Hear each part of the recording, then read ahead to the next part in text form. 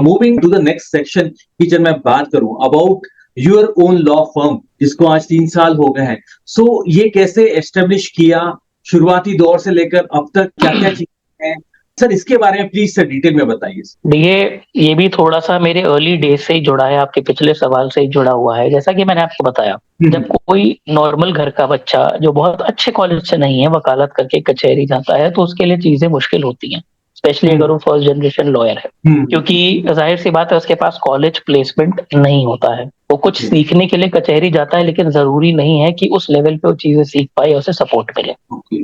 और जैसा कि मैंने कहा, ज़्यादातर लोग सिर्फ़ 2 पर्टिकुलर चीज़ों पे ही रह जाते हैं, दीवानी या फ़ौजदारी, लेकिन ऐसा नहीं है, और भी बहुत स्किल्स होते हैं जो आप धीरे-धीरे सीखते हैं।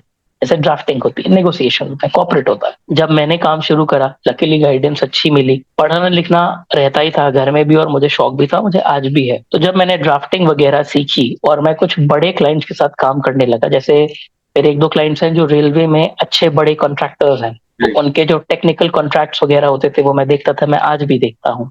बहुत सारे क्लाइंट्स हैं जो एनएचएआई के साथ काम करते हैं। तो उस टाइम पे मैंने अपने दिमाग में एक नियम बना लिया था, एक उसूल बना लिया था, वो आज भी है कि मेरे जितने भी जूनियर्स हैं, वो सब लोग यूपी के छोटे-छोटे जिले या शहरों में से ही हैं। कोई बहुत हाई-फाई कॉलेज से मैंने बच्चे आते भी हैं तो उनको लिया नहीं है, क्योंकि उसके पीछे मेरा रीज़न बस यही था कि जैसे मुझे सही गाइडेंस मिली, आई वाज़ लकी। मुझे सही लोग मिल गए, सही गुरु मिल गए।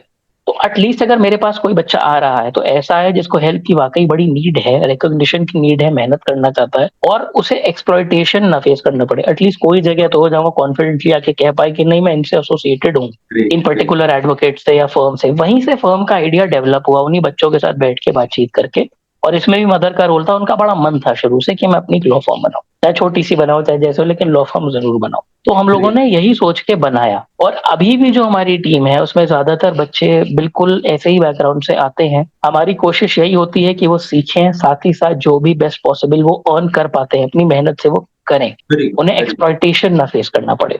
फर्म का आइडिया आज भी वही है और आगे भी वही रहेगा। वो सिर्फ वही चीज़ है जो मुझे मेरे गुरुओं से मिली प्रोफेशनल लाइफ में, मैं आगे फॉरवर्ड कर रहा हूँ। उम्मीद है कि मेरे जूनियर्स इसी चीज़ को आगे फॉरवर्ड करें।